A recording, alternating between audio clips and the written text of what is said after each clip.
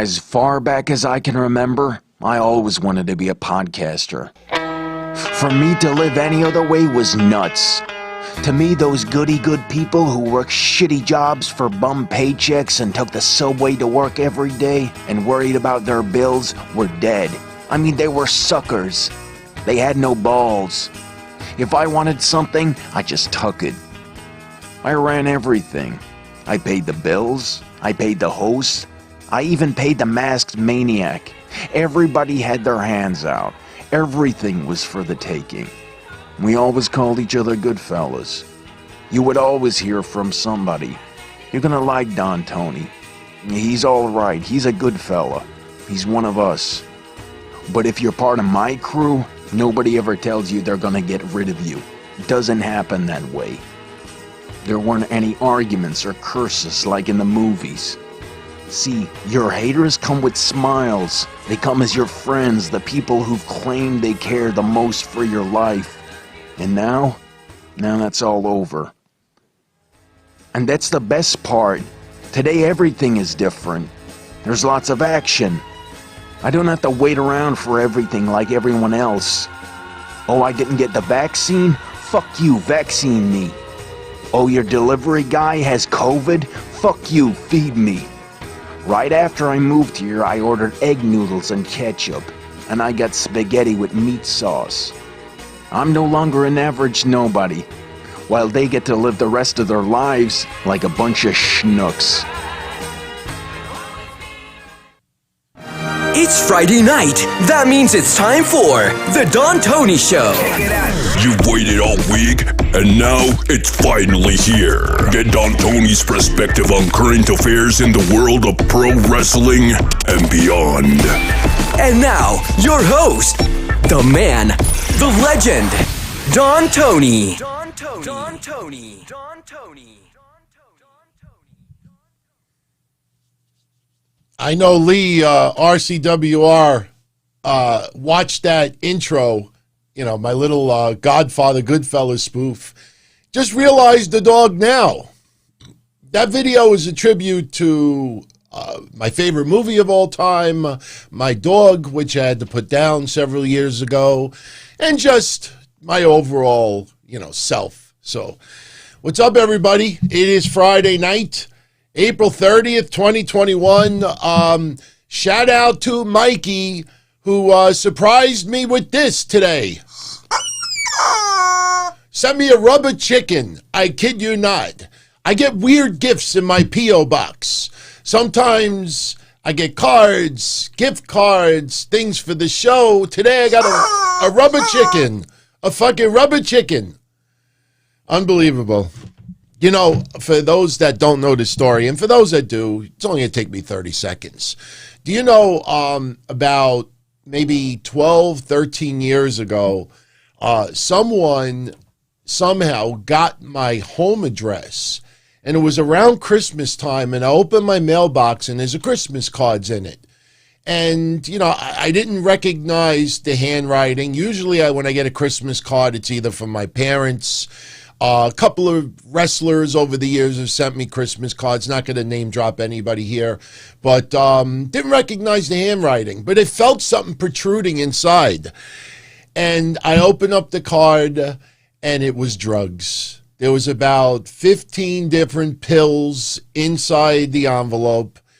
I mean, was I tempted to try any of them? No, I flushed them down the toilet. I had no idea what they were. Over the years, I kind of figured out that some of it was Xanax, Oxycontin. Somebody sent me drugs, believe it or not. Unbelievable.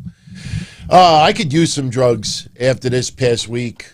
Someone's asking, this is Gorilla Monsoon. Used to love Gorilla Monsoon back in the day.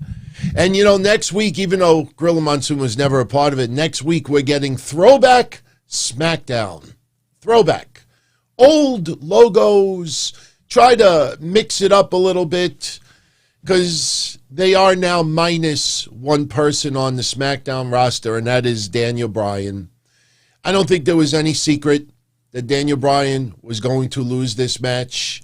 I'm sorry for those that are like uber supporters of Daniel Bryan. I appreciate Daniel Bryan. I am a fan of his as well. But still, for the life of me, WrestleMania, and I'm sorry for repeating myself, but WrestleMania is not even 1 month old. And this guy does an interview.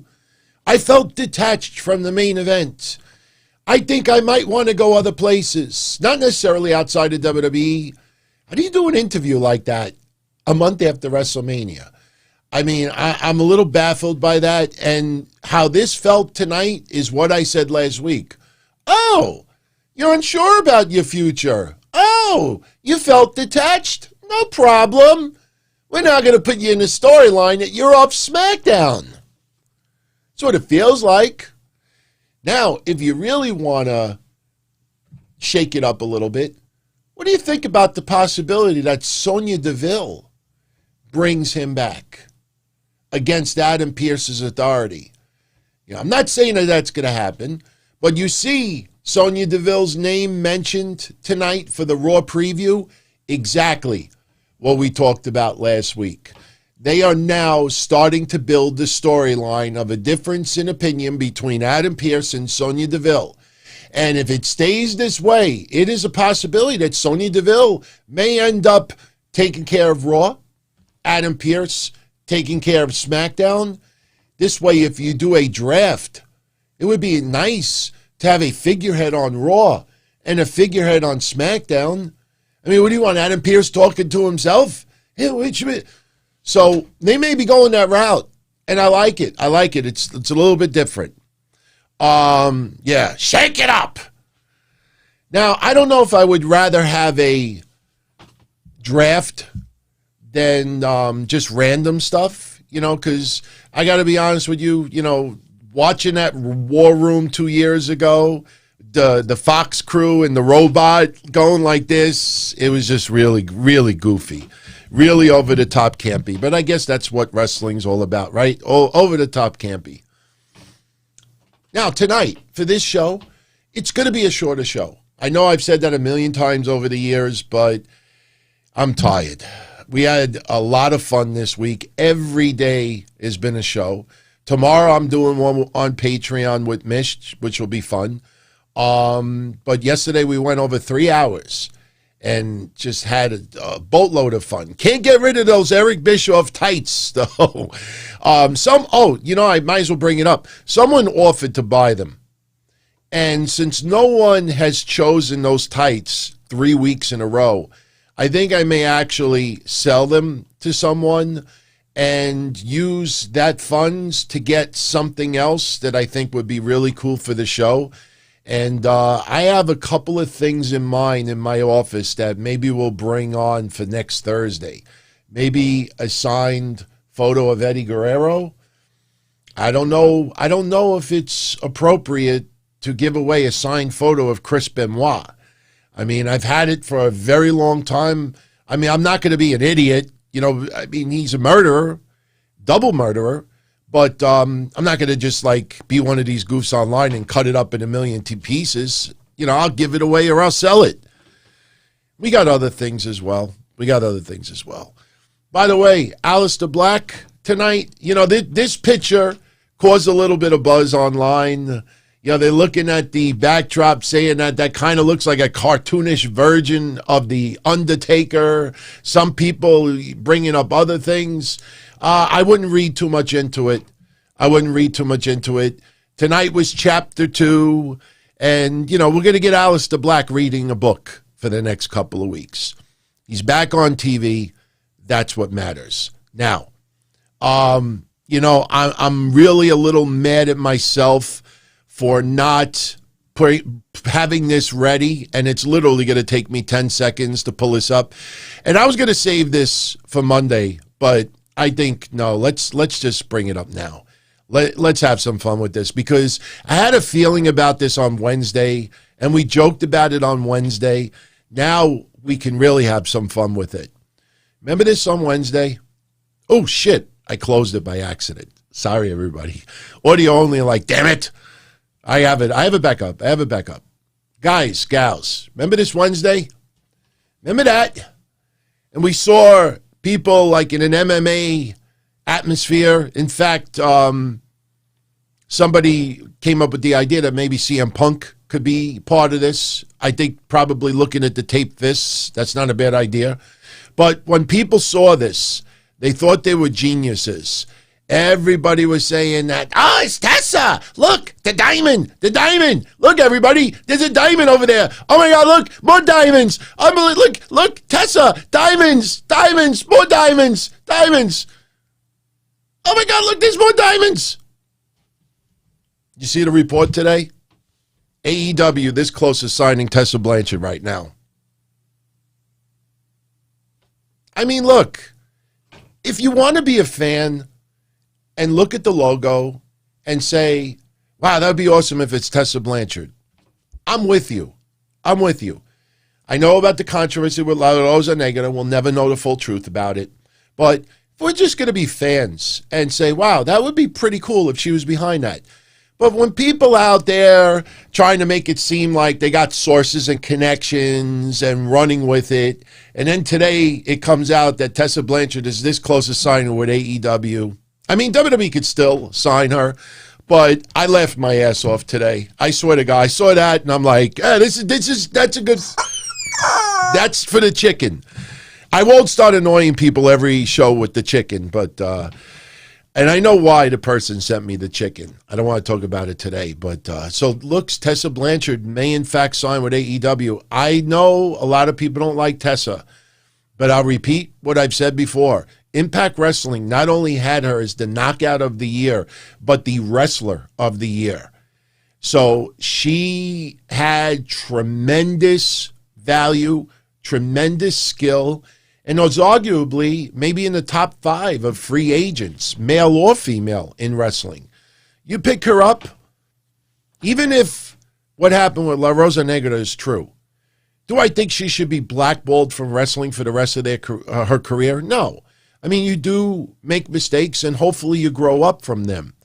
I just still get a kick out of, because it's already 4 days now, I get a kick out of all these people that are suddenly silent that Andrade's taking on Alberto El Patron with everything that's happened with Patron.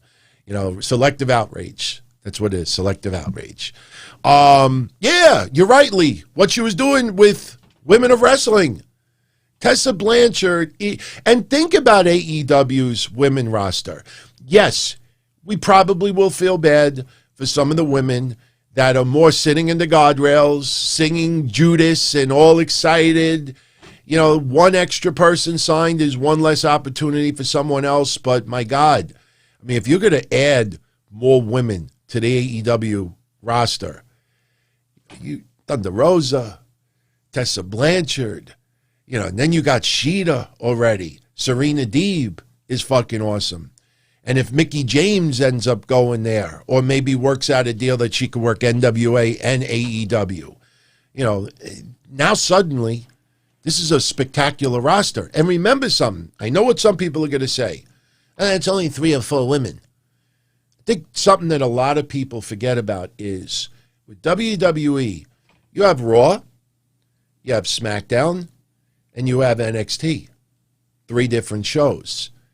AEW, you only have 1 promotion. I know they have 2 cable shows as well, but it's only 1 promotion. So you don't need to have the same number of women that WWE has on their roster. You get 5, 6 top stars in the women's division, and at the same time, you are bringing along your up-and-comers, and they're learning, and they're gelling. You know, Tessa Blanchard, when she first started in wrestling, was not good. No one, pretty much females. Even Charlotte, when she first started, she wasn't all that spectacular. As the years went by, and the seasoning and the training and the repetitive, look at Britt Baker. Britt Baker is starting to put it all together. Everybody starts somewhere. So while you basically have your women's roster, you know, you have the up-and-comers learning their craft, honing their craft, building, growing, and it may take years. That's the thing I think a lot of people don't understand. It may take years. Yesterday we did a trivia contest on the show, and we, you know, it was a Who Am I contest. Ended up being Drake Maverick. Now, obviously Drake Maverick's been around for a while, but people were sending me feedback, blown away, that Drake Maverick has been wrestling 20 years. 20 years.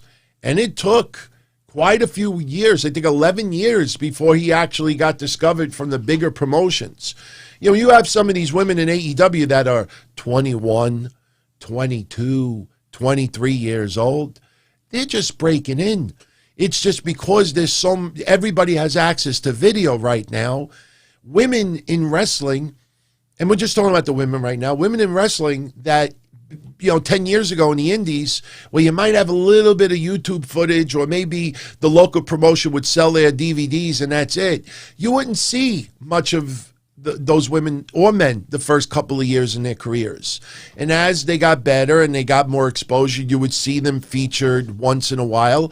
And for some people this day, they break into the business, and 6 months in, they're already featured in all these matches on YouTube. So, we got to keep that in mind, before people start thinking like, oh, this person didn't even get a chance. This person didn't get a chance. No, they're not wrestling all that long. You got to put your time in. Now, as far as this Mick Foley tweet today to Vince McMahon, do your own women's division, league or whatever show before AEW does. I'll talk about that on Monday with Mish, because to be honest with you, what's old is new again. I remember all the rants that I did when WWE was first doing their Evolution pay-per-view for the women. And we talked about the idea. Remember those discussions? We talked about the idea of women having their own show. And I always felt, and I know this is going to upset some of you out there, but I think you'll agree with me.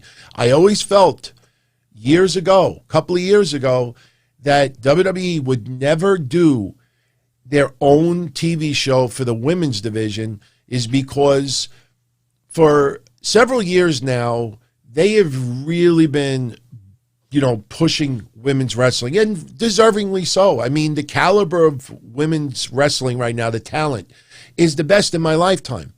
In my lifetime. I don't recall ever a time in my life up until the last couple of years that there were this many women that were just absolutely spectacular in the ring. But when you go a little bit further back, when the Four Horsewomen were first brought on the main roster, they were forcing and pushing and pushing and pushing a narrative and not letting it happen organically. And the reason why they didn't let it happen organically is because organically it may have taken 10 years for fans to accept women's wrestling being on the level of men's wrestling. That's why they forced main events and forced this and forced that. It didn't feel organic.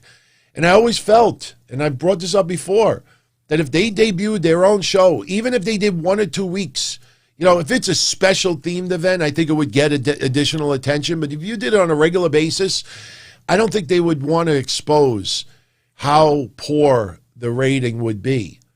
And imagine debuting a women's show, a women's only show in WWE, and you start generating pathetic numbers. I'm talking only a couple 100,000 viewers, 400,000. I don't know what the number would be, but if the number is considered a huge disappointment, not for nothing, that is a dagger in the hearts of a lot of women in wrestling. That would hurt a lot of people's ego, their confidence. Maybe the wrestling is not ready for equal ground. So WWE doesn't even want to go there. So I appreciate Mick Foley's intentions. They are genuine. But at the end of the day, though, I don't think some people really want to take the chance of putting that out there, getting horrible numbers, and then what do you do from there? How do you wipe the ego? You going to blame it on, is Biden going to talk every day? Is there going to be a sports draft every day? Is there going to be a tragedy, a disaster, some controversy on TV? People are running out of excuses. And let's segue to the excuses for AEW's rating this week and Impact Wrestling's rating this week. I don't mind people. In fact, I actually admire people who see the glass half full. All right? There's a big difference between the glass being half empty and half full. You see the glass half full, you want the glass to become full. You see it half empty, you feel like the glass, it's just, what's in it is going down. Half full means it's going up. And I applaud people that see things as half full and they want to try to spin it. The problem is you really got to do research before you throw shit out there. And even though 50 ignorant websites and podcasts don't do the research and all say the same thing, doesn't make it true. I proved it for the ratings on January 6th, the day of the riots, and I brought up the rating the week before and the week after. There was no effect on that. Let me share this with you. AEW first. What if I told you that one of the quarters, now remember this is very important. I want everybody that sees this nonsense every week about excuses for ratings, I want you to think about this. There ain't no comeback that any podcast, website, blue check mark could do to this. There's no comeback. AEW, remember, hour one this past Wednesday was unopposed to Biden or anyone else. Biden's speech did not start until 9 p.m. Eastern. So from 8 p.m. to 9 p.m., there was no speech. There was no draft. There was no NXT. So hour one was unopposed. What if I told you right now that one of the quarters in hour two went up head-to-head with Biden? What if I told you if one of those quarters in hour two did a higher rating than 3 of the 4 quarters in hour one? What if I told you that? What if I told you that one of the other quarters in hour two scored a higher rating than half of the first hour? But Biden was on. What if I told you that last week's AEW rating, hour one, had a higher rating than hour two? What if I told you that 70% of AEW shows, hour one has a higher rating than hour two? See, no one bothered to wait to get the ratings breakdown before making these claims. Joe Biden had no effect on AEW on Wednesday night. Now, do I think, hear me out, do I think some people out there chose to watch Biden's speech than wrestling? Absolutely. Absolutely. No doubt about it. But as I said yesterday, next week, will some people watch baseball instead of watching AEW? Absolutely.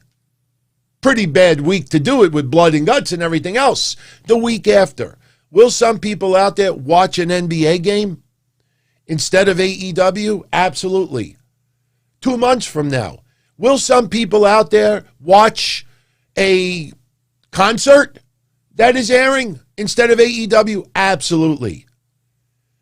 My point is, every day of the week, of the year, every day, there's hundreds of shows on at the same time that wrestling is.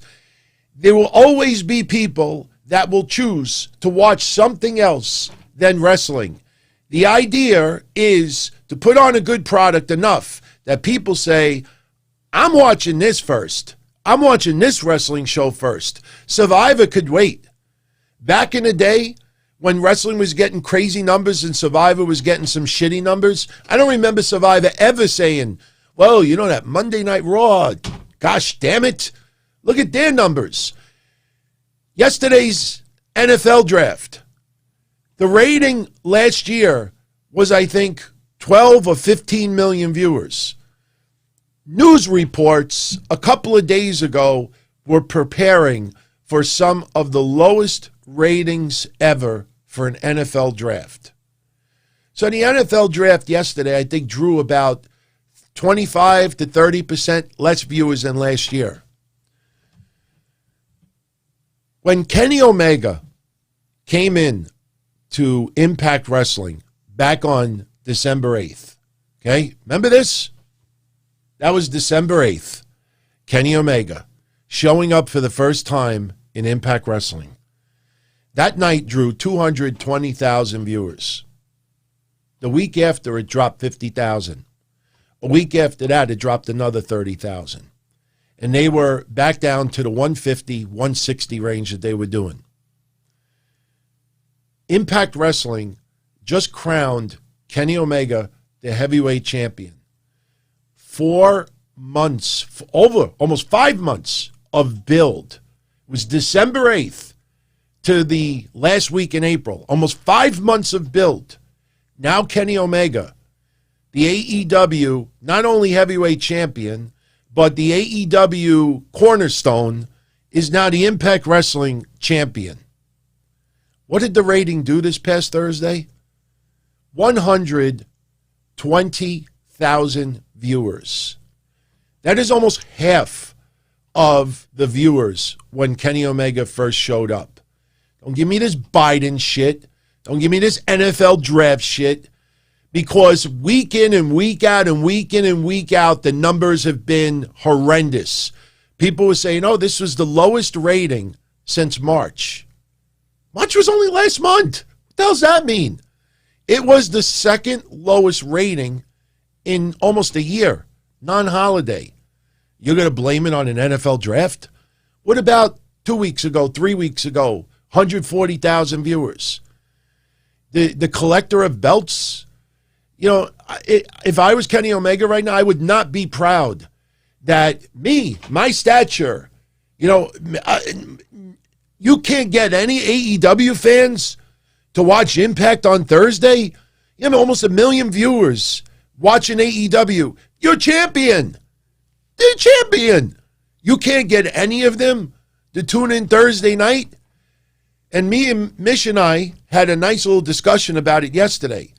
You know, Impact Wrestling, they did a whole storyline where Scott D'Amore was talking to the Impact roster. Who's going to step up to take on Kenny Omega? All right. You want to do a storyline that Impact is concerned that an outsider just won their title. That's fine with me. It's happened many times over the years. I love it. Until I go on social media and Impact Wrestling in big block letters and new! Exclamation point, exclamation point, exclamation point. Excited, orgasms. They've been doing this for months and months and months. Their social media is embracing it. They think they're getting so much tweet attention. And it's ripping this storyline apart. Nobody cares about AEW invading Impact Wrestling. Impact Wrestling, you know what Impact Wrestling looks like? Impact Wrestling looks like someone out there who, we'll use a guy, we'll just call him Anthony. We don't want to use any controversial names. We got this guy, Anthony, and he's dating, some chick or guy, and basically just says, look, I don't like you. I don't want to be around you. But you know what? You buy me things. You put a roof over my head. So I'll stay in the same house with you, But, at the end of the day, I don't want you anywhere near me. Don't go in my bedroom. Don't do anything. And me on social media, I'm posting a selfie. Look, she's in the other room. We're about to have dinner and this and that. And everything looks exciting. But in reality, I'm getting my ass ripped apart. I'm getting used and abused. And no matter how I portray it, the fact of the matter is this person is using me. And Impact Wrestling fucked up their identity so bad. Oh, the forbidden door. How is a door forbidden when you can't even break 150,000 viewers? Finjuice came in. They had a good number. Then they put the tag titles on them. No, we can't just have the forbidden door. The forbidden door needs some jewelry wrapped around it. And ever since Finjuice became the tag champs, Taya Valkyrie got out of there, and I know I'm really generalizing it. Their numbers have been shit. Impact Wrestling has no identity. They don't even have Wrestle House anymore. Impact Wrestling, I say to myself, what would their numbers be right now if they never put AEW on their show? And I honestly think the numbers would be better.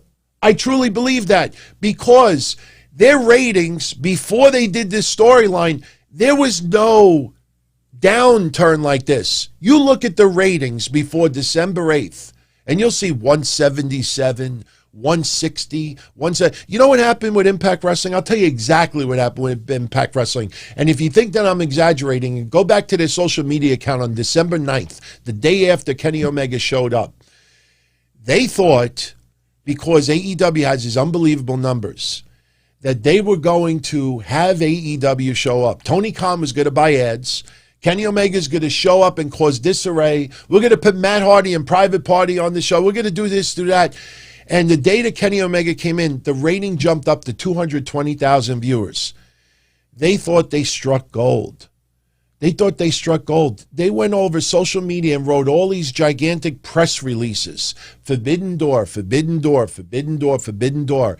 And what happened the week after? It dropped 50,000 viewers.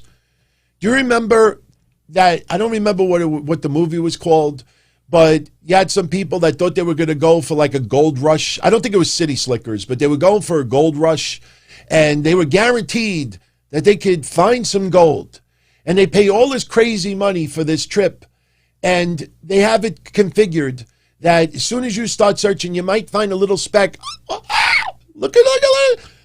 And then you realize you put all your money, all your eggs in this basket, and it didn't amount to anything. Impact Wrestling thought they struck gold by bringing AEW onto their show. And you know what happened? They fucked their identity in the process. Pardon my language. You know, now you're doing a tournament.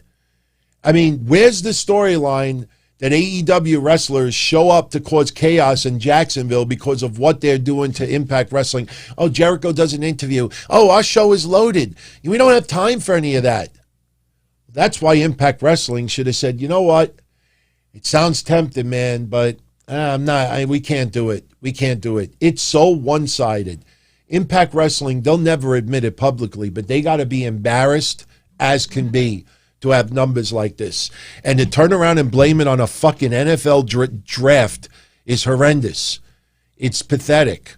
The next week, if they go up 20,000 viewers, you see there were 20,000 people last week that watched football instead. It's still 140,000 viewers. So, anyway, let's shift back to the show. Shout out to Cappa the Great. Much love from a loyal Patreon member praying for me. Thank you very much, my friend. I vowed yesterday we're going to leave it off the shows. I'm not going to be a Debbie Downer over it, and I'm not going to milk it for attention either. You know, whatever happens, happens. I have to see 2 doctors, not next week, but the week after. They wanted to see me Monday. And I'm like, no, I need a week to just clear my fucking head a little bit. So the week after, I got to see a couple of doctors.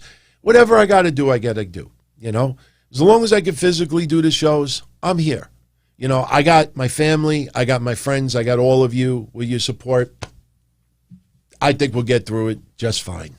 Just fine. But I thank you very much, Cappa. Thank you very much, Cappa. Jay Carlos, my brother, thank you very much for the kind words. I really appreciate it. You know, I'm trying to give back in different ways as well. You know, there's a package on its way to you. It might have even come today. I don't know. But I thank you very much. You know, look, as long as I don't have to do chemo and lose my hair. I mean, look, I wear a hat because my hair's all messed up. I'm too lazy to get a haircut. But, you know, I'm not in the mood to lose my hair right now. So, but it's all good. It's all good, but I thank you very much, Jay Carlson. I really appreciate your support, everybody. It's overwhelming, man. It's intoxicating. And I don't want to, look, I really don't want to get off script, but there is no script. But I'm not trying to bite off of JD, too. I know he has script in his name. But, you know, let me just say one thing about yesterday's show. We were talking about all this hatred going on in the world. Me, I live in the United States. I talk about the United States. Every cop is a racist. Everything is privilege. Everything is this. Blah, blah, blah, blah, blah.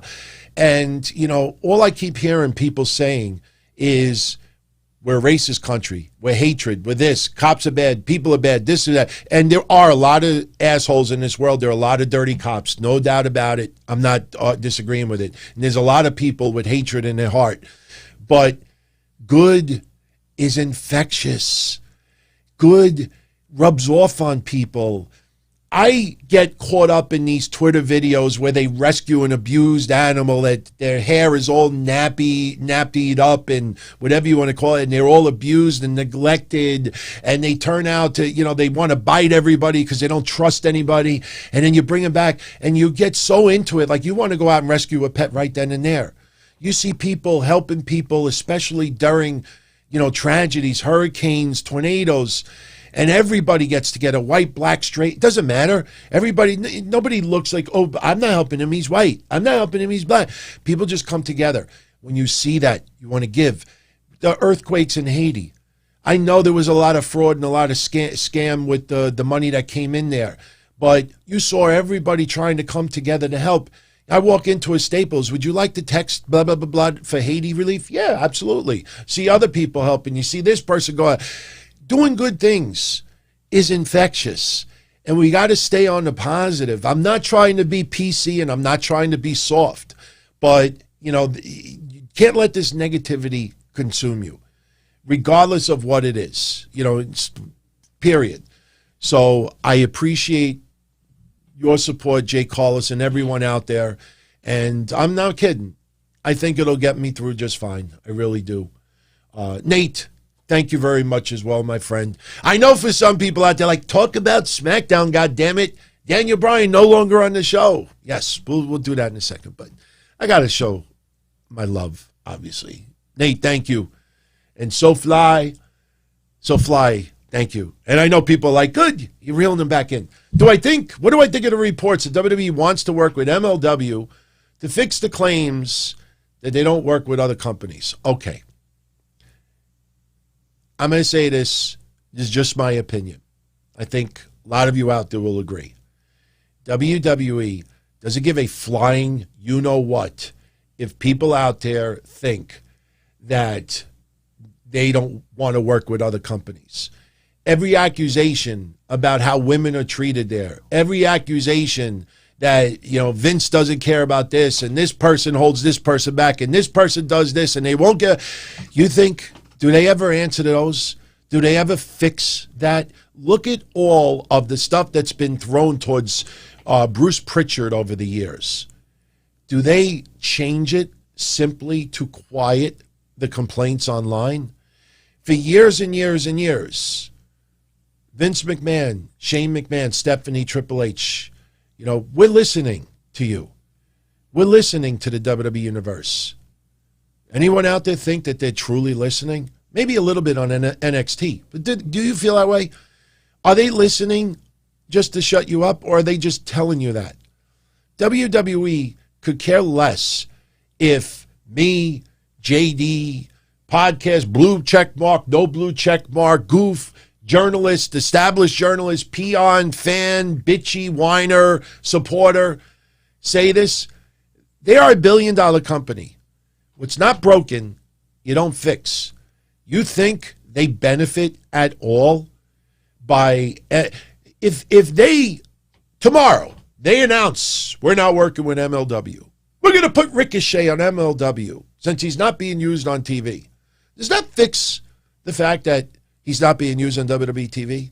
No, we're just pushing him off on MLW. Does that fix the problem? No, it doesn't. You think that suddenly... the complainers on the net are going to just back off? We can't say that anymore. They're working with MLW. No. They will find the next thing to rip apart. That's why this thing with Mick Foley today with the women, what's old is new again. There's nothing new. We had those discussions during the Evolution hype. It's just people out there need a reason to talk and get attention. They need content. If it bleeds, it leads. So this is what it is. This isn't going to quiet anybody out there, because if you put people on MLW, and if you put somebody from MLW on WWE TV and they do good, You're going to say, oh, so why can't you do that towards Aleister Black? Why couldn't you do it? Everybody suddenly cared about Andrade. 6 months ago, they're like, why is this guy on my TV all the time? He doesn't do anything. Release him. But keep Zelina on my TV. People suddenly cared. So doing this with MLW is not in any way, shape, or form to lower the noise that they don't work with other companies. They're a fucking, pardon my language, they're a $1 billion company. They got to be a $1 billion company without working with other companies. So you think they're going to go to investors? Yeah, we did the MLW because we don't like the fact that people say, but no, you do what makes you succeed. Why are they doing this? Because they don't want to release certain talents and have them go to AEW and have them go to other places. So they're going to do similar to what they did with ECW in 1996. Al Snow, the Rocker, we'll bring him to ECW and see if he can reinvent himself. And that's what happened. You had other people. You even had Brackus show up, I think, one time. That's all they're doing. The wrestlers that they feel cannot get over on WWE television, they're going to let them go to MLW and see if they can throw shit on the wall and see if it sticks. And guess what? The minute it sticks, they will be back on WWE television. I will never forget Al Snow. I don't remember if I was on his shoot interview. Al Snow was taking on Shane Douglas for the ECW Heavyweight Championship. And I think there was the hole in the ring and everything. And they had a phenomenal match. And Al Snow, I had the styrofoam head. Everybody was going crazy. Al Snow was one of the most over people in the company. He lost to Shane Douglas. They were both on wrestlers' shoulders in the ring. They shake their hands. And I'm saying to myself, oh, shit. Why are they on wrestlers' shoulders shaking hands? Al Snow is leaving. The next day, Monday Night Raw, the gates in the back of the arena, they go up, and here is Al Snow at head. Suddenly gets a pop. Al Snow is back on WWF television. No more rocker. No more whatever he used to do with his other gimmick. That's all this is. That's all this is. Basically, instead of releasing some people that they don't have time to reinvent some people on TV. Yeah, you do it with a vignette with Aleister Black, but you're not going to do it with 4 people, because if you do 4 separate vignettes on Raw or SmackDown every week, that eats up too much time. So you get a couple of people that'll be able to stick around and they will tweak, but for others, they're just going to sit in limbo, and sit in limbo, and sit in limbo, and sit in limbo. So that's why they're considering the deal with MLW. MLW, Court Bauer used to work for WWE. MLW, as much as I didn't like Court Bauer in 2002 for the bullshit they were pulling when we were having shows and he was advertising people that were going to be on our shows, the guy over the years is proved he is one of the better businessmen and the better people and trusted people in pro wrestling. He has a good rapport with some of the people that work behind the scenes, just as Gabe Sapolsky and everyone else. I can't crap on Gabe anymore. So it's trusted. It's trusted. So for people out there that think that they're suddenly going to do it, if they, put it this way, if they truly were trying to do that just to shut people up, you would see something where, rumors, maybe they could do a benefit show and have somebody show up from WWE and AEW and let's do like, that super show with, the AA Super Clash, whatever it was back then. You notice when they start doing it, it's not going to be the ones that are working with AEW. No, it's much ado, everyone. I don't want to say about nothing. It'll give some wrestlers a second chance at reinventing themselves. And I know what some of you are going to say.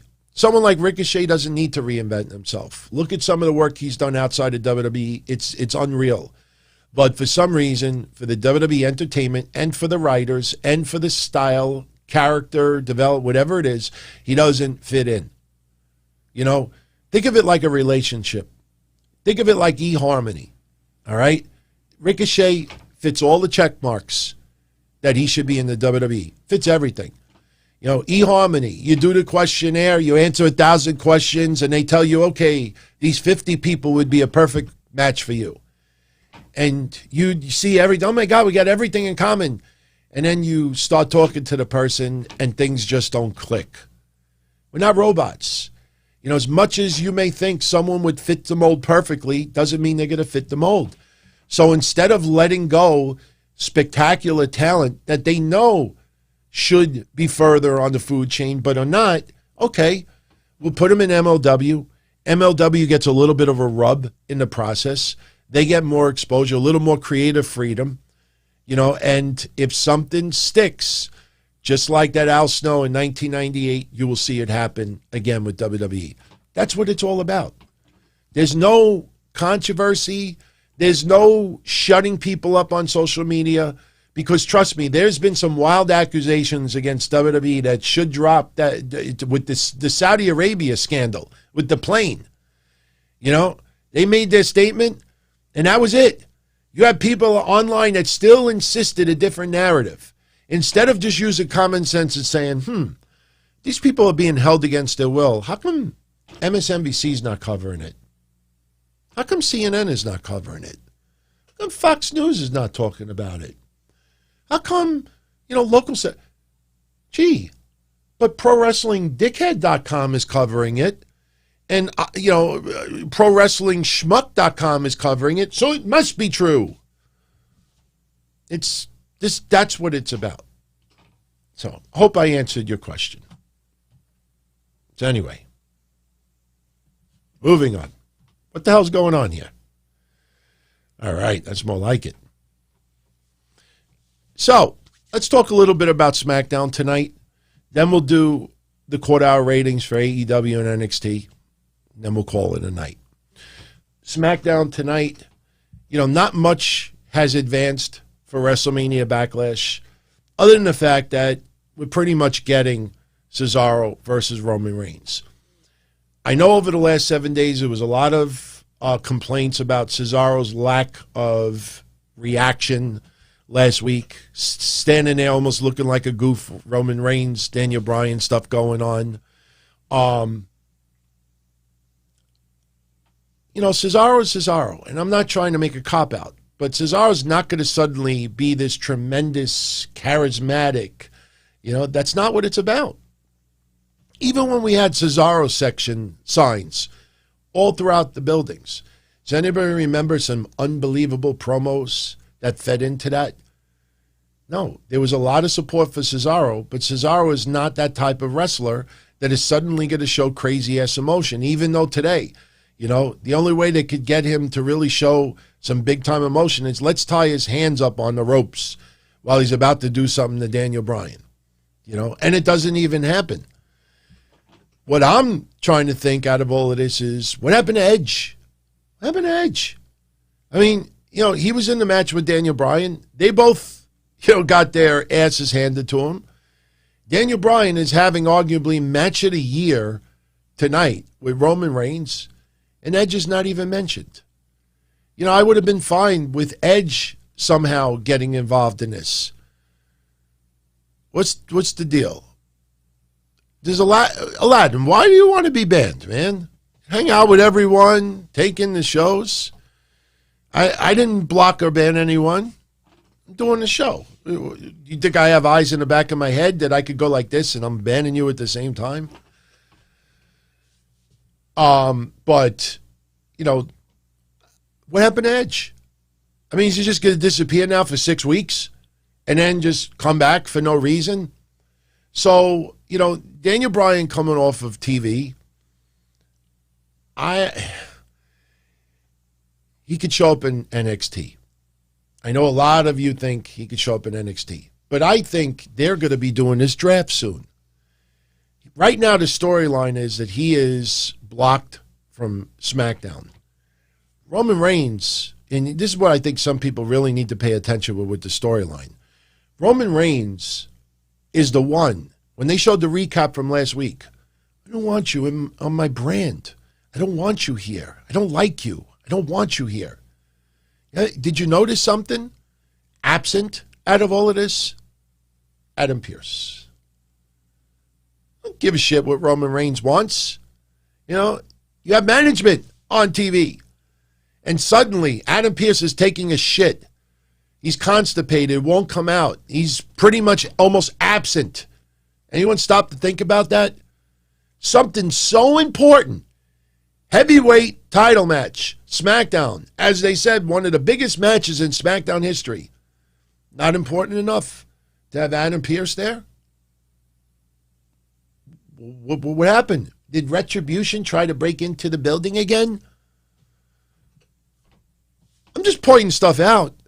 You know, I know we're not supposed to dig that deep.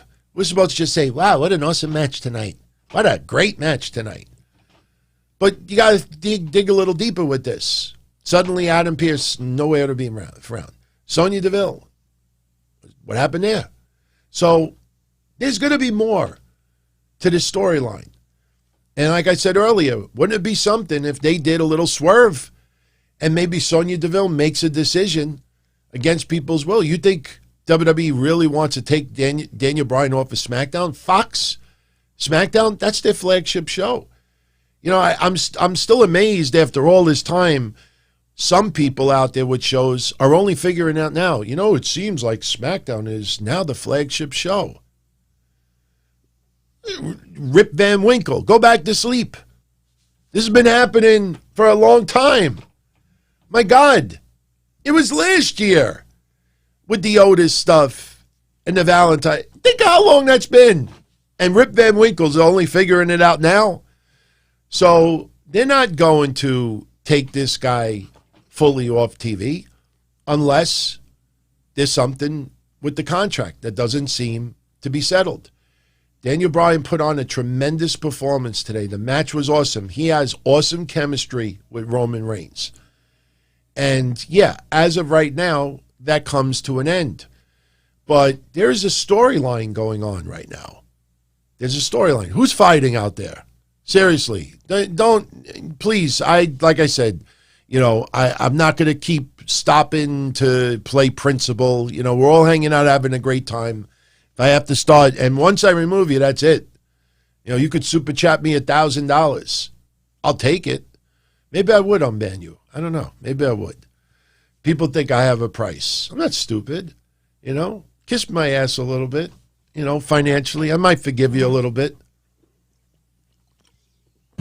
I'm just kidding. I'm just kidding. Lee is doing a fine job. Lee and Soup are my only two moderators here. They do a great job. So anyway, so we got to keep that in mind, the absence of Adam Pearce and Sonya Deville in this storyline. Don't think it ends there. Yeah, I would love to see Daniel Bryan go to NXT. Think of some of the matches right off the bat could truly be like a trainer and have some phenomenal matches with people there. I mean, we could come up with 15 people right off the bat that we would love to see Daniel Bryan go against over there. But, you know, Daniel Bryan, the Yes shirts, the merchandise, it's not as big as what it was before, but Daniel Bryan on TV is much more valuable than Daniel Bryan off TV. So this is not going to last unless that contract is not repairable. So anyway, Bianca Belair opens up the show, and, you know, a lot of the, you know, people are still a little triggered about the chants being piped in. Consider it like entrance music now. Seriously. When you hear EST loud, loud, loud, and you hear the yes, yes, yes, treat it like entrance music, because that's what it is right now. You got Thunderdome. We're still in COVID. We're almost, you know, out of it to pandemic levels. The pandemic is almost over. COVID will be around for a couple of years, but the pandemic levels is just about over. So they're going to still go with this. But Bianca Belair, she's starting to cut a promo. Street Profits. We know earlier in the night they announced Bianca and the Street Profits versus Bayley, Dolph Ziggler, and Robert Roode. And obviously the 6-person intergender match is designed for probably 2 matches at WrestleMania Backlash. you'll probably see Roode and Ziggler versus the Street Profits. And you'll see Bayley versus Bianca Belair, which has already been announced. So Bianca comes out. She's interrupted by Roode and Ziggler. They're interrupted by the Street Profits. They're interrupted by Bayley. Bayley laughs at Bianca. They start battling it out. And we got the 6-person match. Fun match. This match was designed to give a reason for the Street Profits to face Roode and Ziggler at WrestleMania Backlash. I still think there's a possibility you might see multiple teams because WWE is bent on Rey and Dominic becoming tag champions. They want that piece of history. First father and son being tag champions. It's happening. The only question is when. Also, this match was designed to really put Bianca Belair even higher. That's why she was the one that got involved with Ziggler a little bit. She broke up the count when the men were in the ring. In the end, we have the Street Profits and Bianca Belair get the win. Angelo Dawkins with the spine buster on Robert Roode, and then Montez Ford with the frog splash. So this elevates Bianca a little bit more. Sasha Banks notable by her absence in all of this. They're keeping her off TV for a little bit. I think right now they're just not sure what to do with her. There's a couple of ways they could go with this, but I don't know if people really want to see Bayley and Sasha being on the same page again. But for now, put all the focus on Bianca Belair. She's done a great job. I know some of the storyline leading up to this with Reginald was horrendous, but now that's, in the rearview mirror. Speaking of Reginald, let's just throw this out of the way right now. Natty and Tamina versus Nyan and Shayna. I truly believe Natty and Tamina are going to win the tag titles. I wanted to see them win it at Mania. Not because Tamina's never had a championship and she's been there forever, but Tamina's good enough that she should have had some type of championship other than the 24/7 title. And if you pay attention of what is said online on the bump and everything else, Tamina's going to get this belt. And you know what? The only reason why I'm cool with it more than anything is that they're letting it sit out there. And the reason why they're letting it sit out there is because you get more and more fans that are catching on to this. Tamina got a really nice response at WrestleMania. And yes, live fans back, it's Mania. They're going to cheer for almost anybody out there. But still, even online, there's a lot of support for Tamina. They're going to let that build a little bit further. This match tonight, honestly, though, was a hot mess. And if you go back and watch it, I want you to pay attention to the very end of the match with Reginald. This is an example of, even if the camera is not on Reginald, I mean, you're in the WWE, you're in the top promotion of the world, the biggest wrestling company in the world, and you have to, the minute you're on that stage, you have to believe that there's 1,000 cameras on you at all times. I'm not going to compare the stuff that I did, that I played the wrestle crap stuff on Thursdays, but the one thing that I always said, and people see it themselves, is that when I'm out there, I always believe that the camera is on me at all times. You can't let your guard down even once. And towards the end of the match, Reginald tried to interfere. Natty knocks him down. Natty teases to put Reginald in the sharpshooter. But Shayna Baszler immediately puts the Kirifuda clutch on Natty.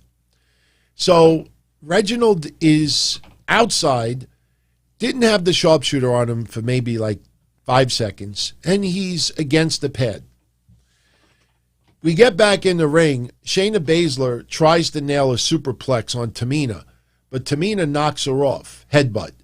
Now, Shayna did beautiful. Shayna fell, landed exactly where she needed to so Tamina could do her splash. While that's going on, Look at the lower right hand of your screen and look at Reginald. Reginald's like, and nothing happened to him. But he's doing that. Okay, fine, whatever. So what happens? Shayna Baszler gets splashed. She gets pinned 1, 2, 3. As soon as the pin ended, they put the camera on Reginald, and Reginald's like, what happened? I'd fucking fire the guy for that. Somebody in the production crew should turn around and say, what's this idiot doing? What's he doing? I mean, what was he selling? There was nothing he was selling. She didn't even get, it just looked like a hot mess on the camera. And obviously this win is to set up probably WrestleMania Backlash, but they keep Dana and Mandy in the picture, and they keep other, so we're probably going to see, maybe a gauntlet match again, but I like Reggie. Anybody tunes in on a weekly basis know that I have given compliments for Reggie. Tonight was unacceptable. Totally unacceptable. Go look at what I'm talking about and you'll see exactly. You'll be like, this guy swallow a magic pill and like spinach that suddenly he's fine. It's not a botchamania moment because there was so much. It wasn't one particular move. It's just when you see it, you'll see what I'm talking about right away. So they win, Natty and Tamina. During the night, we had various people making predictions who was going to win the match. Miz, Morrison, Booker T, others, Corbin. This one thinks Daniel Bryan's going to win. This one thinks Roman Reigns is going to win. Again, they're hyping it up as one of the biggest matches in SmackDown history. Adam Pearce is nowhere around. Come on, man. Seriously? That's messy. Big E tonight, he wants his baby back, just like R-Truth. R-Truth got his baby back. Big E did not. This match was fun, but the finish was predictable. Big E goes for the Uranagi. 2 count. Goes, tries to hit the big ending. And what happens before he could get the pin? Commander Aziz pulls him out of the ring. Instant DQ. Beat down. Kevin Owens tries to make the save. And then out of nowhere, here comes Sami Zayn. So the heels get a little bit of an upper hand on Kevin Owens and Big E. So it looks like next week we'll probably get Apollo Crews and Sami Zayn teaming up with Commander Aziz in their corner against Big E and Kevin Owens. And there'll be a little bit of friction between Big E and Kevin Owens because they both think that they should be able to fight for that title. And this will just add weeks on to Apollo Crews' win. Match was fine today, but it had a very predictable finish. I like General Aziz. Fits the role nicely. Apollo Crews is doing a fine job. Sooner or later, I think we're going to see Big E start going for the heavyweight title. Don't know if it's going to, go into SummerSlam or maybe even later in the year. You see a lot of websites now saying we're getting closer and closer to house shows returning. So it's 2 months. In fact, I must have said it at least 100 times on this show since January. I said June or July. Give it till June or July. You're going to see things really get back to it. It's just, if you follow the numbers and, the percentages and how many people are being vaccinated, anybody could have figured out June or July. Here in New York, they announced July 1st, everything opens 100% again. Everything. There'll still be a couple of restrictions, but for the most part, that's it. And it probably will open even before July 1st. So once that happens, you're going to have wrestling venues have full strength. I'm sorry for repeating this, but again, before COVID even started, WWE was only drawing 60, 70% in their buildings. And once in a while, they'd only draw 50%. They go in an 8,000-seat arena, only draw 4,000. So even if they go to a state and the state says 75% capacity, for a lot of places, that's normal business. Even restaurants. Here in New York, restaurants next week could open at 75% indoors again. For most restaurants, 75% is normal because they always distance the tables enough so people are not on top of each other. So that's it. You're going to start seeing things really kick into gear, Harris B, those that hit the dislike button, it's the usual people. Come on. They smile online and be behind our backs. You know what the deal is. We're used to it now.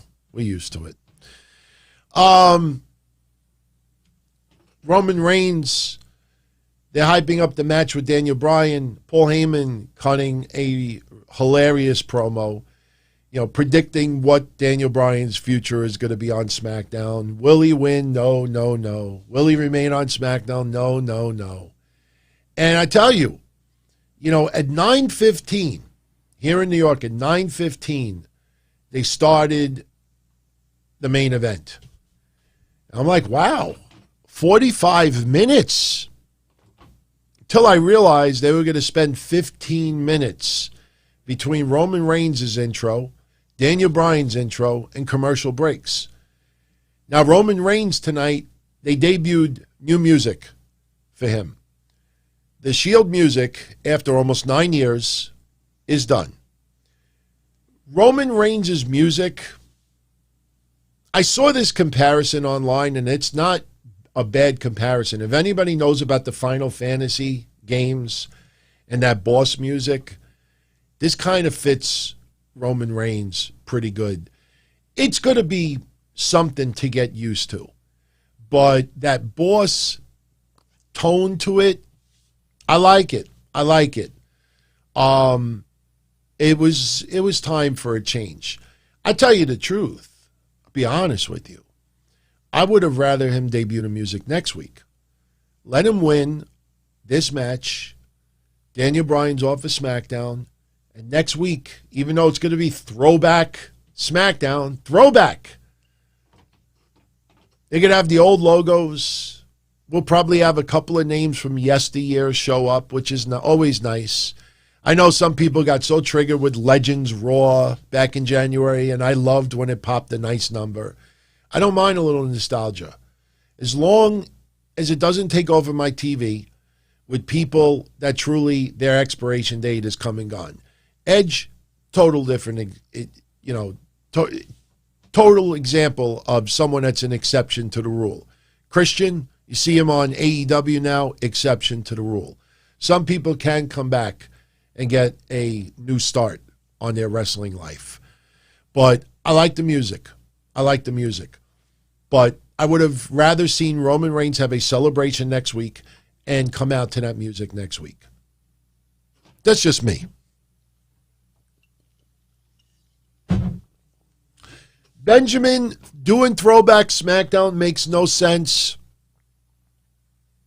SmackDown wasn't in the 80s, was not in the 80s, it was in the 90s. I know, the People's Show. But look, it's WWE.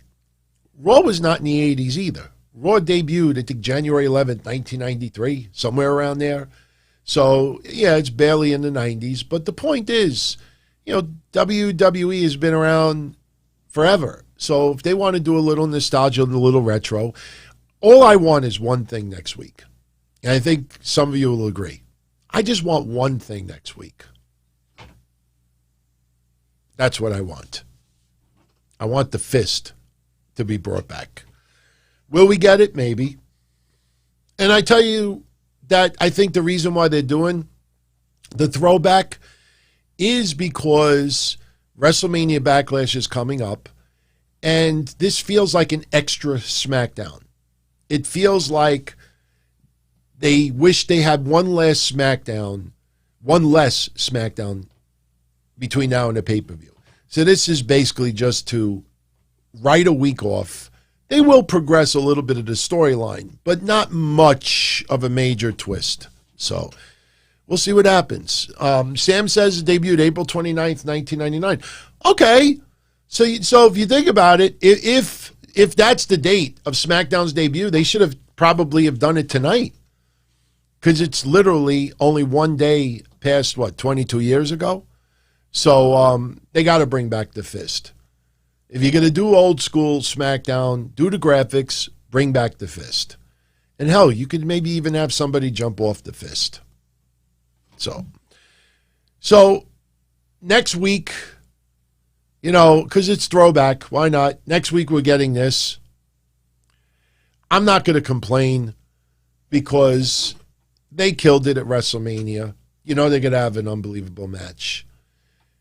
We just got to see if Roman Reigns interferes with this. Do I see Roman Reigns and Seth Rollins having an alliance again? I don't see that. But, you know, those rumors of Brock Lesnar showing up have died down. Rumors of other people coming back. What happened to Becky Lynch? I guess they're waiting until after WrestleMania Backlash, you know, to bring her back. But, you know, the main event tonight, what can you say more? These two guys, just like WrestleMania, they killed it. They had an awesome match, you know, really doing a good job. You know, the suspension of disbelief that Daniel Bryan could pull this out. But again, you're not taking the belt off of Roman Reigns right now. And, you know, this storyline with Daniel Bryan off of SmackDown, yeah, it definitely coincides with the news going around about his future with WWE being uncertain. So they played into that. And if you remember what they did with Matt Hardy and Randy Orton. Remember when Randy Orton, you know, just annihilated Matt Hardy? And, you know, there was some things going on with Matt Hardy's contract. We found out later on that WWE really wanted him to be a coach, you know, than anything else, a trainer. But, you know, they wrote Matt Hardy off TV. This way, if they do not come to an agreement with the contract, that's it. It's done. Now, with Daniel Bryan, this is not going to go for months. If there's going to be some conclusion with this contract situation, whether he stays or he goes, they're going to have this come to a head very, very shortly. Because you're not going to suddenly put Daniel Bryan on NXT or on Raw, or even do a stipulation where Pierce or Sonya Deville puts him back on SmackDown because Roman Reigns doesn't have that authority. You're not going to do that just for a month or so from now, come and go, and then Daniel Bryan's off TV again. So, and who knows? If they keep him under contract, maybe Daniel Bryan will make an appearance in MLW. You know, there's a lot of ways you could go with it. But like I said, I think the biggest mistake was Daniel Bryan doing that interview so close to after WrestleMania to throw all that negativity. If he felt, you know, that like he wasn't a part of the WrestleMania match, he felt detached, keep that to yourself. Tell it to your wife. Tell it to your friends. You don't say that publicly. People Edge is not even back storyline-wise after the match. And this guy does an interview. I felt detached. You know, I was his boss. I'd be pissed off. You know, and I know Daniel Bryan didn't mean it in any bad way. But still, you know, you look at that and it's like, look at how they build that storyline. And, you know, if he felt detached still, you know, that's on him. I don't think we looked at Daniel Bryan and said, oh, he just doesn't fit in this match. I don't think any of us really said that. We kind of enjoyed everything with the storyline building. If anything, a lot of people felt that Edge shouldn't have been one-on-one because people were concerned about his age and everything else. So, but anyway, so Daniel Bryan gets choked out. And I love the storytelling as well. You know, Roman Reigns, you know, with his left arm, you know, Daniel Bryan working on it, and he's trying to choke out Daniel Bryan and switches to the other arm. They tell a tremendous story in the ring. I hope that this was not the last ever match with Roman Reigns and Daniel Bryan. Yes, they've had enough matches that we don't need to see it again anytime soon.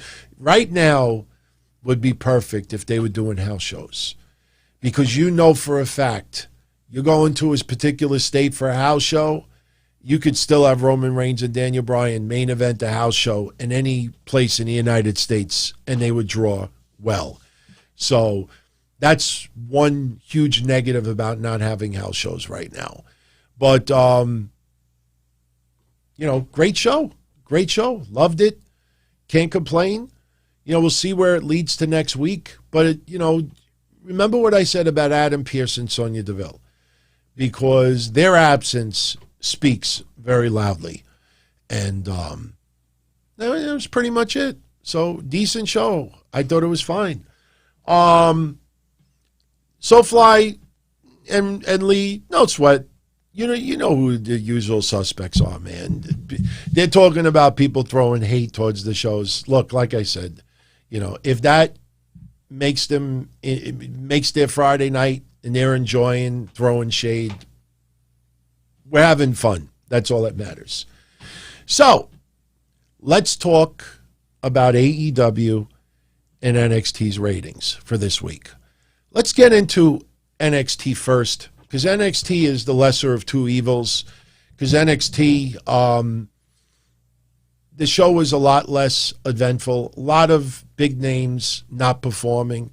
And, again, with all due respect to a lot of people out there, if you truly feel after all of this that there was not a Wednesday Night War, look at the choice of talent that WWE put on their show for the first 3 weeks on Tuesday. Look at all the names that have not performed. I mean, how many times do I put Xia Li on the screen for everyone that she hasn't had a match in 5 weeks? They've totally killed her momentum. Karrion Kross wins the belt, cuts a promo the night after, a couple of days after, and then disappears. He watches Kyle O'Reilly have a match last week, and this week he's not even there. Tick-tock, tick-tock. And again, it's not his fault. He shows up to work. WWE says, no, we don't need you on TV tonight. So here's your ratings. I don't think these numbers are going to surprise anyone, especially some of the names that we have pointed out who have had big dips in their quarter hours. Nothing has changed, everyone. Just because it's a different night unopposed doesn't mean that the fans still don't turn the TV off or watch something else in the process. Cameron Grimes, I hate to say it, everyone. Cameron Grimes, the 2 quarters it's not his sole fault.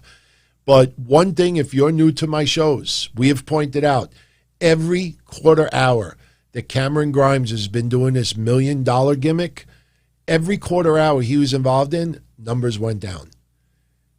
Nothing changes this week. NXT, Hour 1, 717,000 viewers. Hour 2, 771,000 viewers for a composite of 744. Quarter 1, Dakota Kai versus Mercedes Martinez and the post-match beatdown opened up with 765,000 viewers. Oh, I can't wait to talk about the first quarter of AEW. Oh, I can't wait. Quarter 1, 765,000 viewers, Dakota Kai, Mercedes Martinez. Quarter 2, Ember Moon and Shotzi Blackheart given roses in the back. Frankie Monet makes a little cameo. Cameron Grimes at the jewelry store.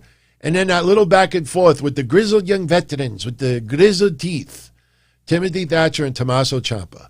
That second quarter hour dropped 96,000 viewers to 669,000. Ouch.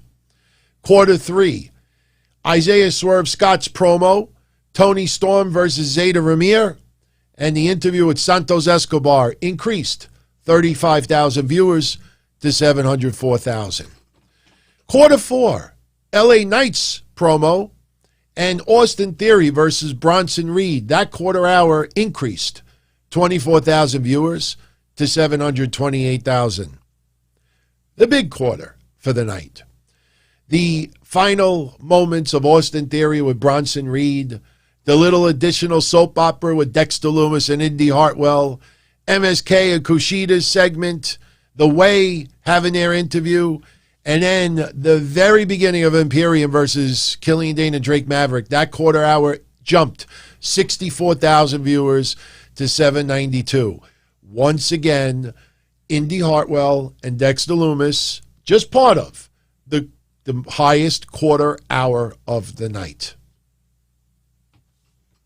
Quarter 6, Imperium versus Drake Maverick, the bulk of that match. Pete Dunne's little promo that he cut in the back, and the final segment with Cameron Grimes and Ted DiBiase in the jewelry store, that quarter hour dropped 27,000 viewers to 765. Candice LeRae and Indy Hartwell with the beatdown to Ember Moon and Shotzi Blackheart, and Adam Cole's interview with Arash Markazi, I think of Sports Illustrated, that quarter hour dropped, but only by 1,000 viewers to 764. So pretty much no change, which is kind of surprising because they were hyping up Adam Cole's interview more than anything else. And we've talked about some of Adam Cole's numbers in recent months. Interesting. Main event, Kushida and MSK versus Legado del Fantasma. Loved that match. That final quarter hour dropped 3,000 viewers to 761. So other than that second quarter hour that took that big hit, it was pretty consistent throughout the night. So there you go. So if 744 is the average, this is how we have it for the night. 765, 669, 704, 728, 792, 765, 764, 761. In fact, the last three quarters of the night, they only dropped 29,000 viewers. So they pretty much maintained their audience for the final 45 minutes, which doesn't always happen with NXT. So,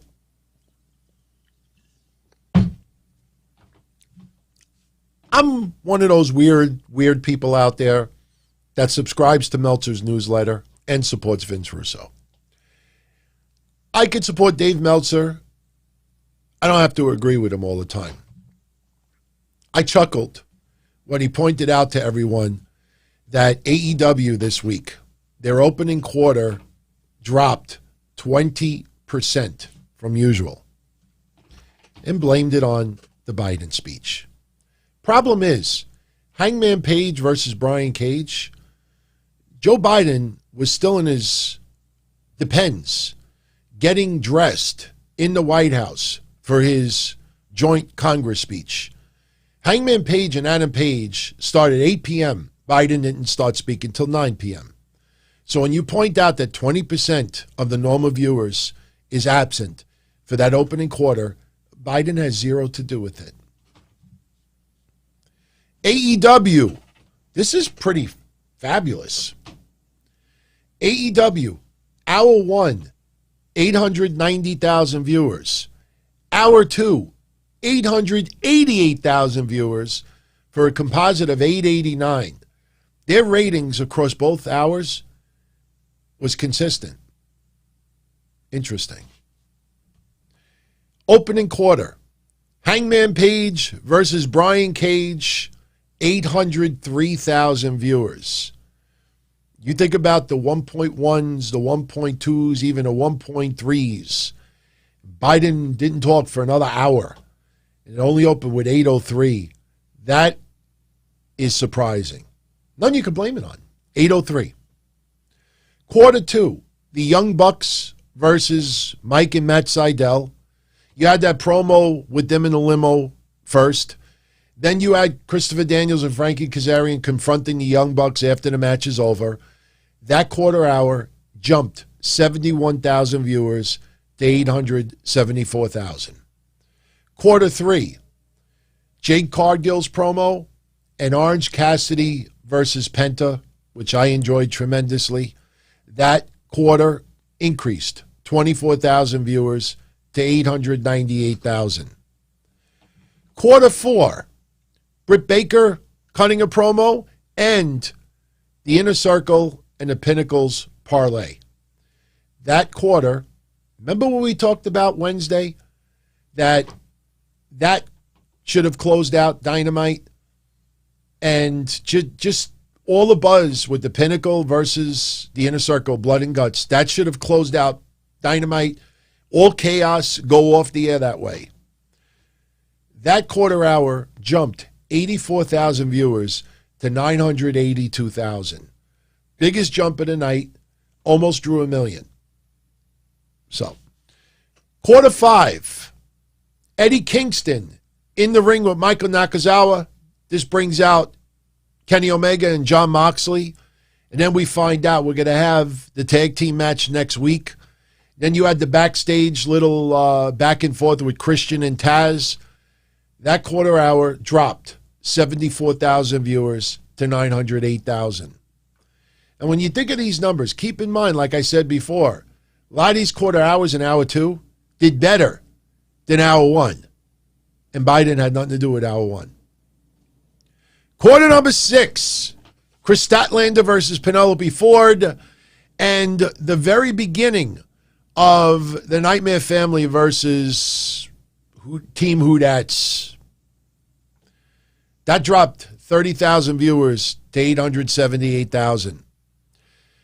The Factory versus the Nightmare Family, the majority of that match, and then Miedo's segment beating up Kip Sabian, that quarter hour dropped 34,000 viewers to 844,000.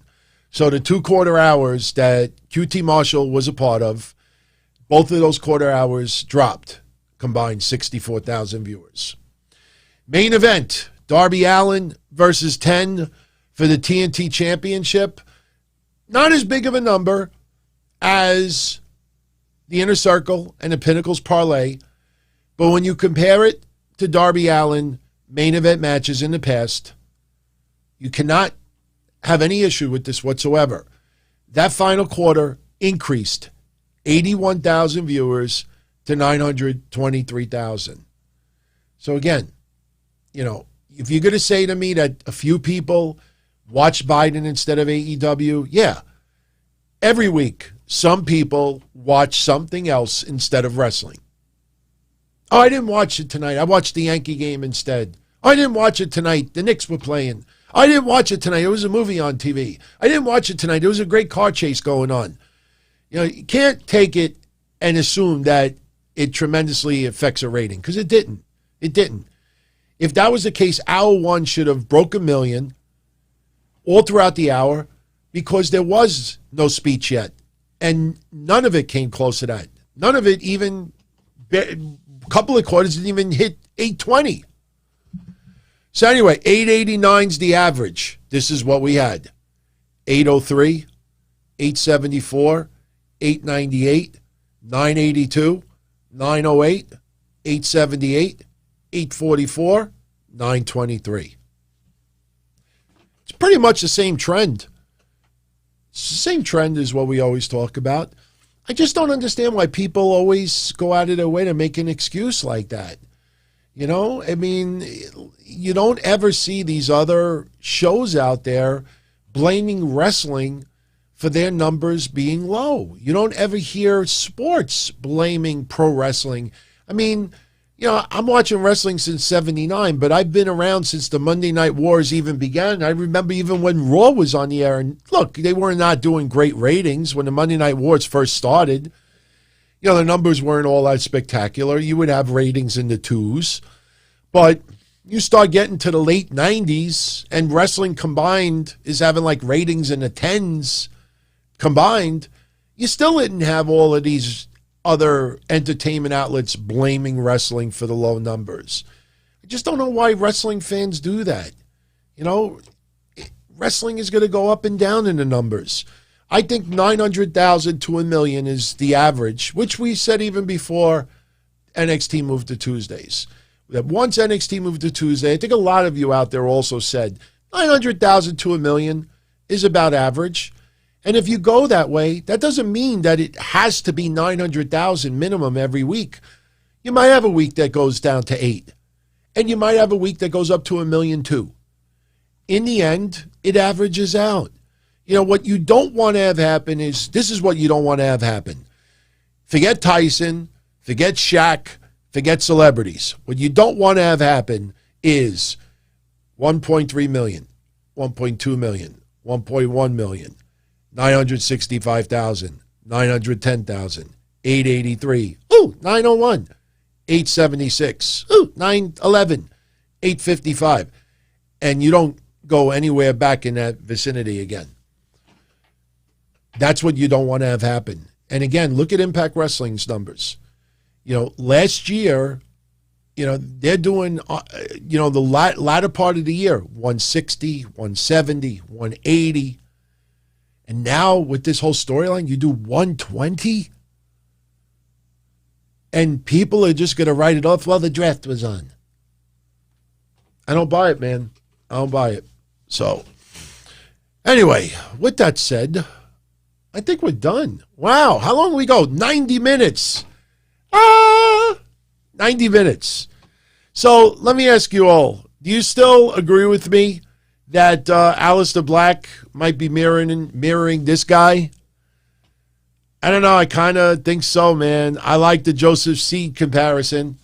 I'm not saying that that's him, but I don't know. It gave me that vibe, the first promo he cut last week, and I still feel that way. So, I just want to see what they do with this guy. Nice to see him back on the air. Telling you, I just got that Joseph Seed vibe to it. That's not a negative thing. Not everything has to be original. If it's inspired, Aleister Seed, plant the seeds. Seriously. I'm telling you, a lot of people, I can see that some of you out there didn't tune in to last week's show that I did. Come on, that's just creepy. Aleister Black, let's also be fair. Aleister Black really did not change his look much. His dress is a little bit different, and he's wearing glasses. But his beard is pretty close to the same. And who knows? Who knows? Can I be maybe going a little far-fetched to say that maybe Aleister Black was always inspired by the Joseph Seed character? Might have been inspired by that character even before now. I don't think that's something he would reveal in an interview, but I like it. I like it. So, anyway, everyone, you know what? Before I go out, Harris B., thoughts on the MacKay Autism Speaks situation. I don't want you to super chat this, but I don't know what you're talking about. Could someone in the chat room, I'm looking at the chat right now, could someone fill me in on what Harris is speaking about? Because this unless it's something else that I'm, totally drawing a blank about, but I don't know what this is all about. But again, tomorrow night, and I'm just buying 30 seconds of time because there's a little delay in the chat room. But tomorrow, Mish and I are going to be doing show on Patreon. We were thinking about holding off until Sunday because some of my Patreon family said, Sunday would be a lot better for us. And some want me to consider doing like an afternoon show here on YouTube once a week. So I'm actually looking into that. Not sure what we'll do and what it'll be about, but a lot of you have been asking for a afternoon show. And when I look at the analytics, and I haven't paid attention to much in the analytics as far as my channel goes, but I do see that a lot of you out there are on YouTube between 6 and 9 p.m. So, okay, Lee says, Sasha Banks is apparently trying to spread awareness. Okay, MacKay made some shoes for Autism Awareness Month, and the proceeds are going to Autism Speaks. Well, I do know about the charity. Lee just gave me a link. I'm looking at it. Oh, okay. All right, let me see if I could save this picture. See, one good thing about doing this show live and being able to stay under control is I can actually pull things up rather quickly. I just pulled this from online. Here. This is, I'm assuming this is Sasha Banks. Let me just take Harris's name off of this. All right, so, okay, so now I'm looking at this a little bit further. MacKay's, these are his shoes, and it's to promote autism awareness, and Sasha Banks is wearing the shoes to promote it. I think that's a wonderful thing. I think that's fabulous. Now, I'm going to zoom in a little bit. I'm not trying to say I'm zooming in on her ass. I know some people are going to be like, yes, but I want to zoom in on the shoes. I like it. I like them. I actually, I'm not a big sneaker wearer only because, I got bad circulation. But I tell you, these are nice shoes. So that's awesome. Seriously, it's a nice cause. So, yeah, I'm looking at some of the feedback over here. Yeah, look, that's wonderful. Seriously. You know, like I said before, I'm not going to bore anybody with this now, but doing good things is infectious. You shouldn't need autism awareness. You shouldn't need, specific months, breast cancer awareness. You shouldn't need Black History Month. These causes should be going on, period. I mean, I understand when you have specific months, it puts more attention to it. But this stuff, this should be done all year round. And I'm sure it is done all year round, but, for some reason, it's just not talked about all year round. And, that's good. I'm actually, how much are the shoes? I don't want anybody's super chat, but how much are the shoes? I'm curious. If the shoes are not that much,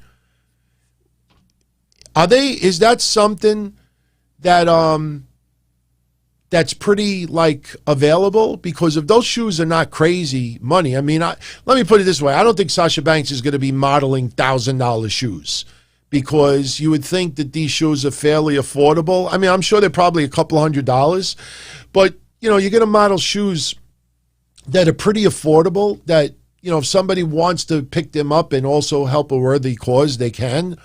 But if these shoes are something that are not very expensive and are fairly easy to get, maybe we could do something on the show, with a little giveaway. Yeah, I got to look into it. I'll go check that out.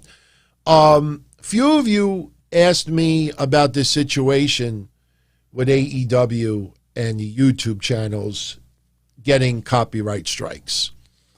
I'm going to say this with the utmost respect. Thank you, Lee. $175. I had a feeling that it wasn't going to. $175 is not cheap either. But, something like this, you could pretty much see. And I'll tell you the truth. I know even though I'm just throwing this out there, I know even though the Young Bucks are playing these really cocky prima donna heels on TV, wearing $1,000 Jordans and everything like that, or $10,000 shoes, you know what? You see it happen on WWE programming. Even when there's breast cancer awareness or Connor's Cure, you even have the heels wearing Connor's Cure stuff. So I actually would like to see the Young Bucks maybe wearing a pair of these. I mean, even though they're playing heels on TV, I think that actually be a pretty nice thing to see done. I don't think they will. I'd be shocked, but I'd like to see that. Getting back to what I was going to say before, and then we'll wrap it up. Today, there was some wild stuff going down on YouTube. And basically, a lot of channels were getting hit with lots of copyright strikes from YouTube for AEW content. Had to go with, they were doing stuff with the video games, I don't know, with music, but I saw a lot of channels getting hit with copyright strikes. I think Botchamania was victim to it. And apparently there was some glitch in the system where even one of AEW's own channels that might have to do with their music, their own channel was getting flagged with copyright strikes. So obviously something was wrong. Now, I'll just say it like this. What a lot of people don't know, and I'm not going to be the poster child to spread this around, because a lot of people out there do know this and choose not to say it because they just want to, again, if it bleeds, it leads.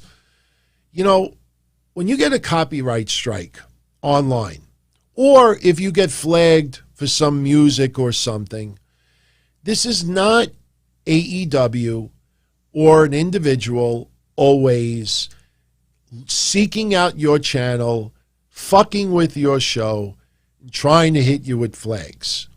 There are bots on YouTube. They have bots that you submit specific content. It could be audio from a show. It could be music. And it goes into a system. And when you do a show, you upload video, you do a live show, right after, it goes through a process where your show is being scanned for vulgarity. It's being scanned for certain content. And it's also being scanned for anything that's been submitted that is trademarked. And if you have something in there and it matches, then it's basically, how the creator or YouTube wants to handle it. Sometimes you just can't monetize the episode. Sometimes you have a choice to take it down or mute the audio itself in its entirety. But this is not AEW sitting on YouTube and just submitting copyright flag requests over and over again to people who are shitting on their shows. It's just not true. And sometimes it is done individually. I'm not saying that AEW's never done that.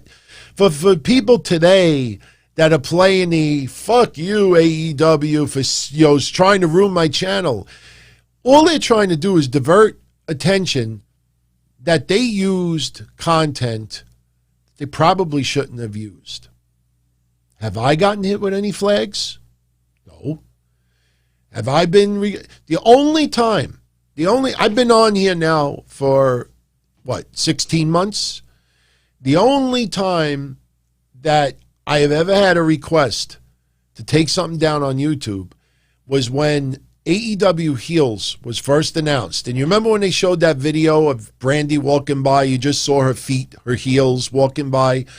There was some background music being played. And all I did on that show was I announced to everyone that they're coming out with AEW Heels, and I played the commercial.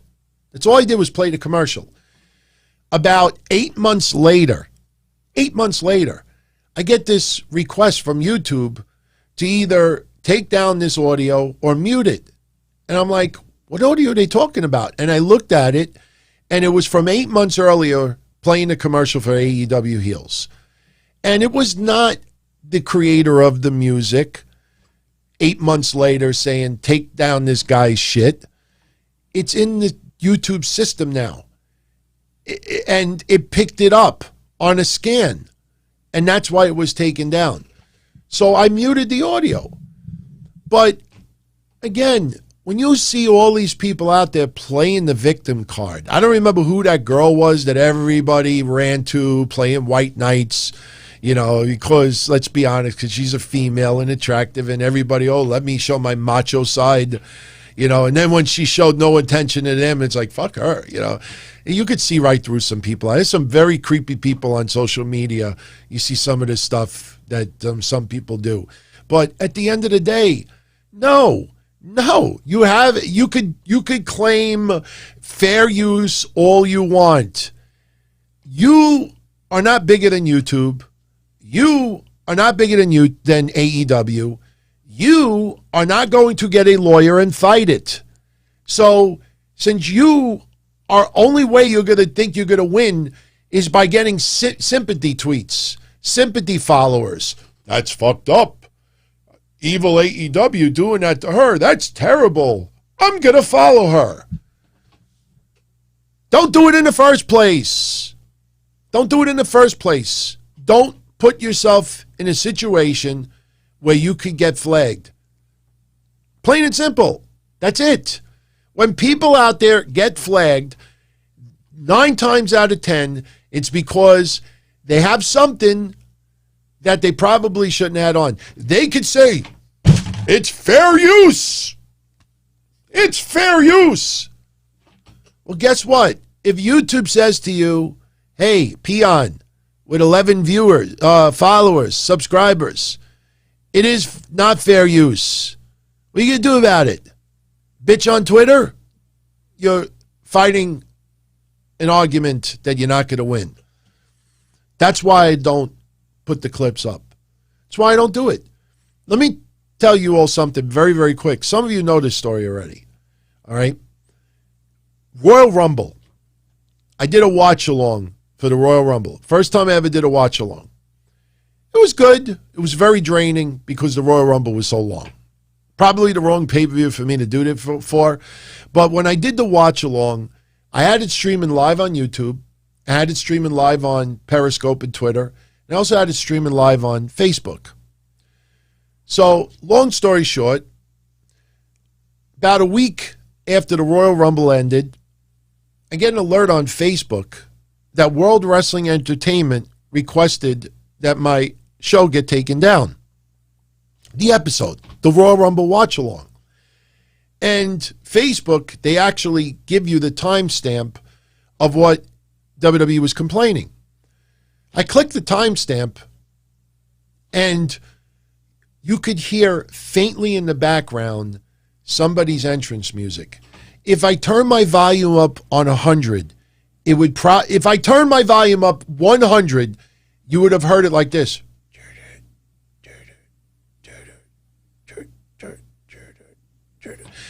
It was ridiculous. I sent the response in, and I said, look, if you want me to mute it, I'll mute it. I said, but you can't even hear this. And in no way was I trying to use footage. You know what WWE did? They told Facebook, it's fine. Somebody manually at WWE reviewed it and said it's okay. Now, I thought it was stupid and ridiculous in the first place. My point is, there's an old saying, you get more bees with honey.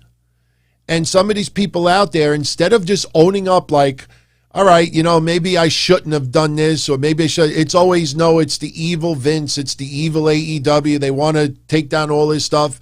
How's about getting people to enjoy your shows because of you and not because of you praising or ripping footage? There are people out there who praise everything AEW and put some of their footage up and still get taken down. You only hear the people who say, wow, you know, I criticize AEW and I got a copyright strike. They can't handle it.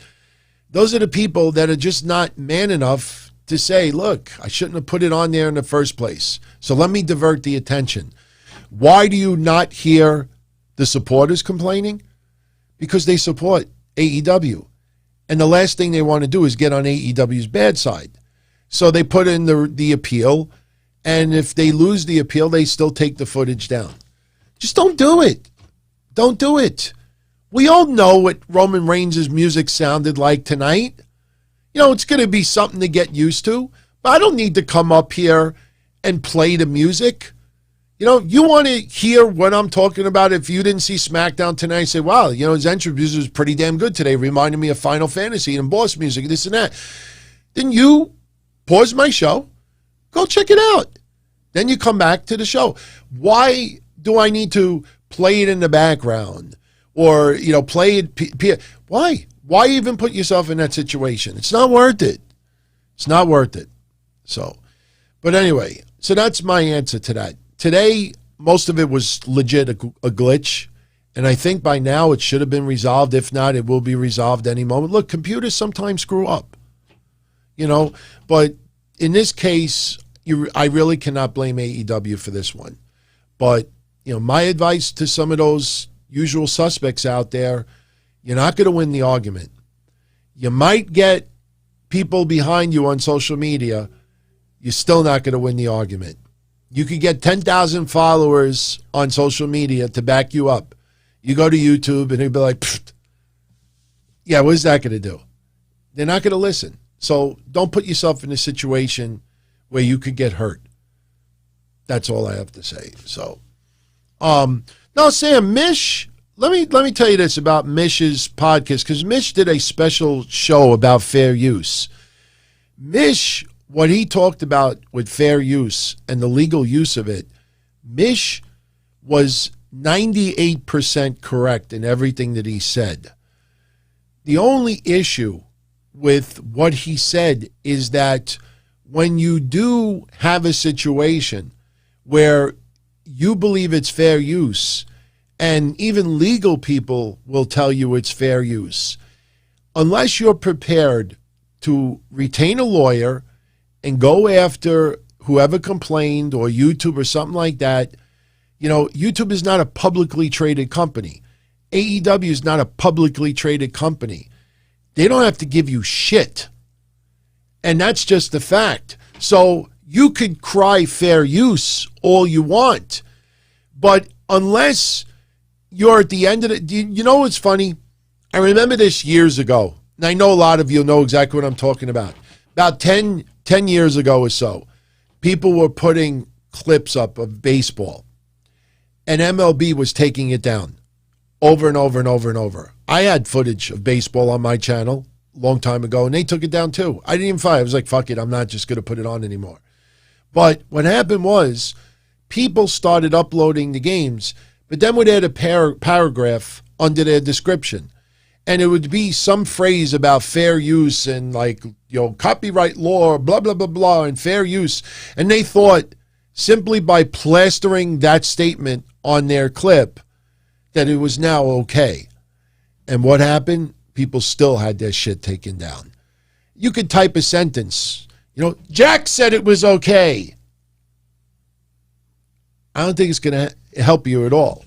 So at the end of the day, what Mish's argument was spot on, but unless you're prepared to fight the big wigs at YouTube and whatever company you're fighting, if you're not prepared to do that, all you're doing is just fighting a lost fight and people looking for attention as a result.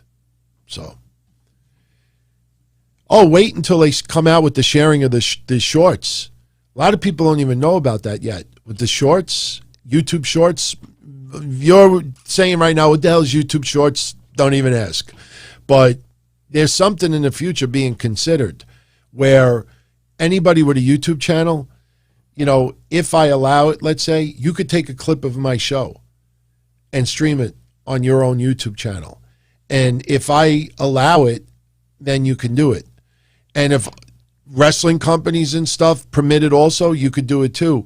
The only thing is they're trying to figure out if you get monetized for it.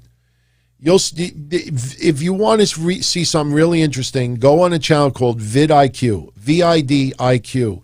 Look at a video they posted today about shorts and use. And this kind of has a lot to do with what I'm talking about now. So, but anyway, yeah, Sam, I got your email. I responded back to almost everybody tonight. So, but I'm going to get out of here. So, we were at 90 minutes, and I was like, yay, 90 minutes. Wow, great. So now we're at an hour and 52. So it's definitely my time to jet out of here. So, as always, I ask on the way out, if you enjoyed the show, smash that like button, like, share, subscribe, and, that helps me tremendously. The more you do it, the more it tells YouTube that you recommend the show, and they in turn will recommend it to others. Shout out to everybody who supports me every single week, from Jay Carlos to everyone else. Shout out to all of my new followers there. I get a lot of DMs, and I read all the comments now, and I responded to about 300 comments today over the last 2 weeks worth of shows. But I thank you all for the support, more than you can imagine. And you make it fun, and I look forward to these shows. Believe me, it's very, very rare that I'm in the other room and it's like 10 minutes before showtime and I'm like, I got to do a fucking show tonight. I don't ever get days like that. Honestly, in the last year, I might have had maybe like 2 days that I just didn't feel good. And I think one of the 2 days was when I got the first shot of the vaccine. But honestly, I look forward to these. It's a lot of fun to be able to do this for you. And I thank you for the support. And if you're on my Patreon, tomorrow, Sunday, Mish and I will be doing a little show. If not, Monday, Breakfast Super Raw. I'll be here 11:05 p.m. Eastern with Mish. We will cover Raw and anything else that transpires over the weekend. What else did I want to say? Oh, and for my members only over here, I posted a thread earlier today so you could post your questions. I'm going to do another members only Q&A next Saturday.